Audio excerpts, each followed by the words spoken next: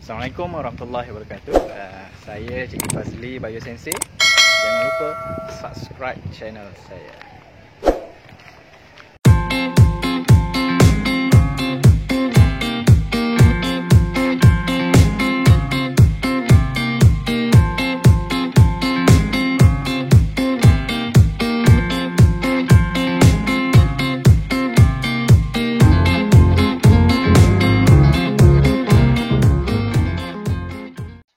Okay, now kita tengok kepada soalan nombor 2. So kelas saya ni sambil-sambil kita jawab soalan, sambil-sambil kita belajar tips ataupun teknik nak jawab soalan, dan sambil-sambil kita trigger memori masing-masing.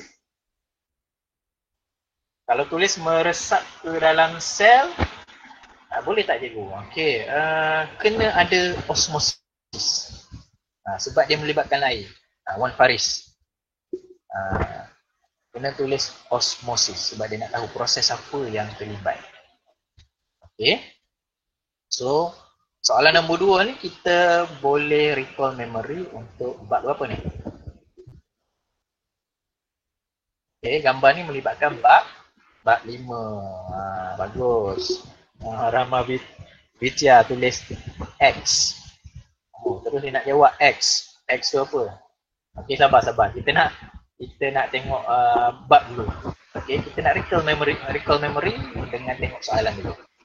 Amirah Hamzah bab 5, betul, cell division.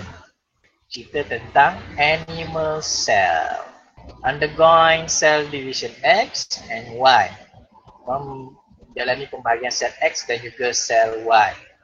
Okay, maksudnya pembahagian sel tu adalah jenis yang berlainan.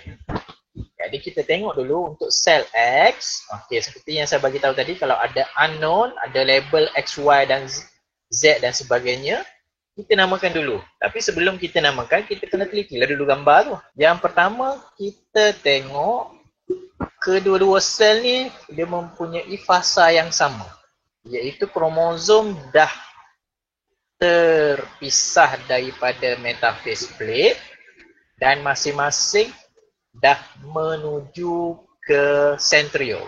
Jadi apakah fasa yang terlibat kat sini? Kita tulislah kat sini. Tulis anafasa. Cuma kita tak tahu anafasa apa. So ciri yang kedua kita tengok kat sini, bilangan kromosom dia. Okey. Ini adalah kromatik. Manakala dekat gambar Y tu adalah masih lagi sister kromatik yang terpisah. Kalau kat sini dia single-single saja. Okey, kemudian dekat gambar Y tu dia ada warna yang berbeza pada kromatik. Yang hitam ada putih sikit, yang putih ada hitam sikit.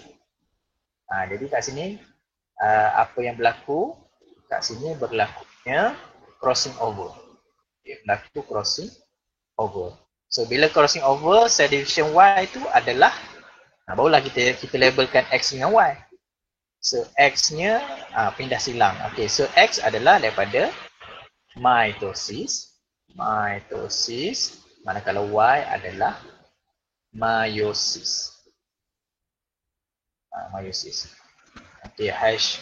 So ini kita analyze dulu jawab soalan. Kita tak jawab lagi soalan. Tapi bila kamu jawab tak adalah satu soalan sampai 1 jam.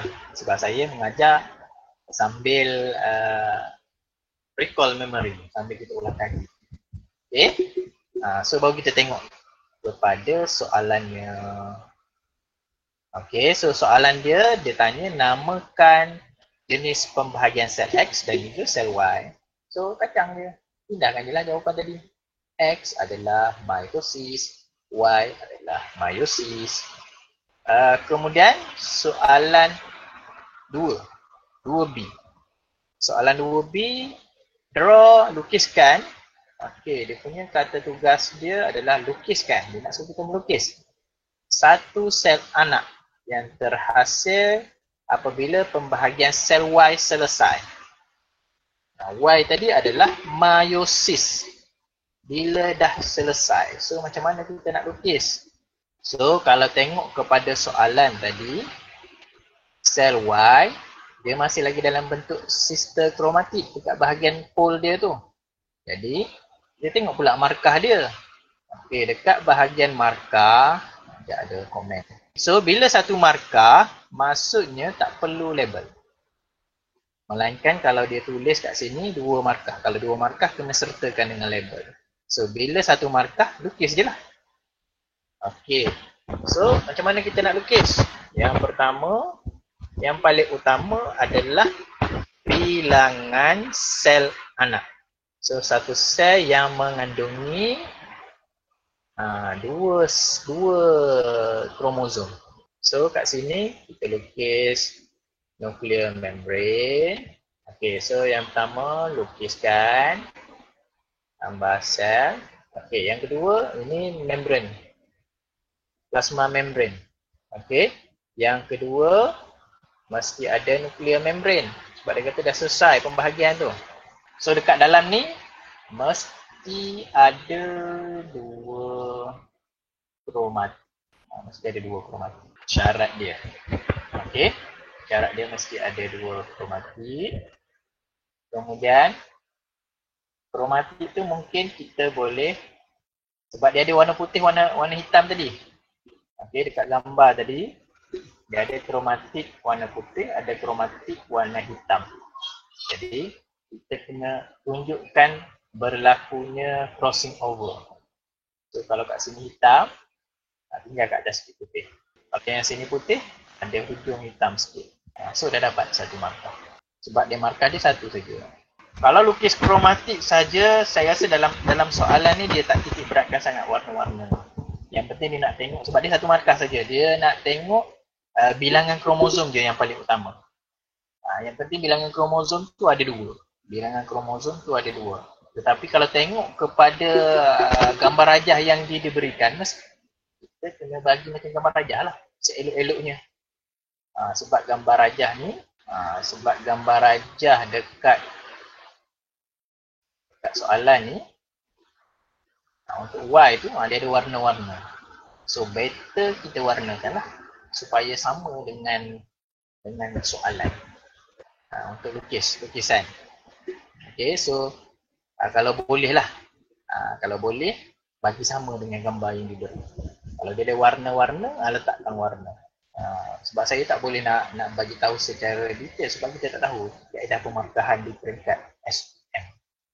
Okay, kalau di peringkat sekolah lain cerita lah. Kalau kita nak jawab SPM peringkat kebangsaan, kita nak tengok soalan C1. Explain. Kata kunci dia masih lagi explain. Okey, dan kata kuncinya ada kepentingan pembahagian sel Y. Okey, pembahagian sel Y tadi, sel Y adalah meiosis. Okey, so kepentingan meiosis. Apa kepentingan meiosis? So jawapan yang pertama, produce gamete ataupun haploid daughter cell. Okey, yang kedua, jawapan dekat oleh Iswara tu, to ensure the diploid number of chromosome maintain from one generation to generation. Okay, dan yang ketiga, formation of new combination of gene tu dia bukan kepentingan pembahagian sel. Dia macam kesan dia. Kesan dia. Ini lebih kepada penerangan kepada variation lah. Jadi ayat yang simplenya adalah produce variation. Okay. So ambil ayat yang terakhir sekali itu adalah daripada Lobash ini cuma tambah to produce genetic variation. Kalau macam Nicole nak jawab formation of new combination of gene to produce variation, baru boleh. Kena kaitkan dengan variation. Sebab bila ada new combination of gene tu baru dia boleh menghasilkan variation. Okay. So kena tambah variation, kena kaitkan dengan variation. So seterusnya kita tengok soalan C2. C2 ni ditanya pasal perbezaan. Okay, C2 ditanya tentang perbezaan. Nyatakan 2 perbezaan. Soalan dia adalah nyatakan, so berbentuk fakta lah, 2 perbezaan pada peringkat yang ditunjukkan. Maksudnya kat sini kita dah bagi tahu tadi, kita dah kena pasti ianya melibatkan anaphase. So kita nak compare kita nak cari perbezaan antara anafis dalam mitosis dan juga anafis dalam meiosis. Okay. So, dekat sini cara yang paling smart adalah boleh buat jadual. Dekat sini boleh buat jadual. Kalau nak buat jawab dalam bentuk jadual pun boleh. So, kat sini anafis, anafasa. Kat sini anafasa 1. Okay, yang sebelah kiri itu anafasa 1. So, apa perbezaan yang pertama antara anafasa 1 dan juga anafasa? Okay, so perbezaan yang pertama kita namakan fasa dia. Okay, kat sini boleh kita nyatakan jenis fasa dia. So, kalau kata kamu buat jawapan kat atas ni, okay, X adalah anafasa, Y adalah anafasa 1, dah dapat 1 markah. Tapi ayat tu mesti lengkap lah, jangan tulis anafis 1. Mesti ada dia punya aspek dia lah. Contohnya cell division X is anafis, cell division Y is anafis 1. Okay. Kemudian ayat-ayat dalam kotak tu mesti full lah. Mesti full. Kalau buat dalam bentuk ayat, mesti ada kata hubung lah antara dua keadaan tu. Okay, contohnya cell X undergoes anaphase while cell Y undergoes anaphase 1.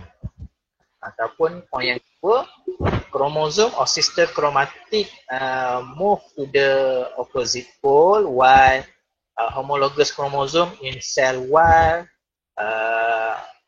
pull to the opposite pole. Kemudian yang ketiganya adalah kita tengok kepada gambar tersebut. Poin yang ketiga, kita tengok pada gambar tersebut dari segi bilangan kromosom. Okey, so bilangan kromosom dia di akhir proses tersebut. Okey, maksudnya proses anaphase 1 tadi menyebabkan yang ini to maintain the number of chromosome. Sebab bilangan asal kromosom dia adalah 4. Tetapi dalam cell division Y adalah untuk reduce the number of chromosome into half. Dia kurangkan daripada 4, dia jadi 2. So ayat yang ketiganya adalah cell division X is to maintain the number of chromosome, ataupun similar as parent cell, manakala cell division Y, pembahagian sel Y, mengurangkan bilangan kromosom kepada separuh berbanding dengan sel induk. Okay, kita nak habiskan sikit lagi soalan B dan juga soalan E. Soalan ini mungkin sempat sampai soalan nombor 2 saja. Okay. So soalan yang seterusnya, soalan 2D. Soalan 2D, number of chromosome in a cow is 60 chromosome. Dia bagi bilangan kromosom dalam lembu adalah sebanyak 60 kromosom. Okey, through cell division Y. Cell division Y tadi adalah meiosis. State the number of chromosome in cattle. Give a reason. So kita pelajar jangan terkeliru dengan soalan.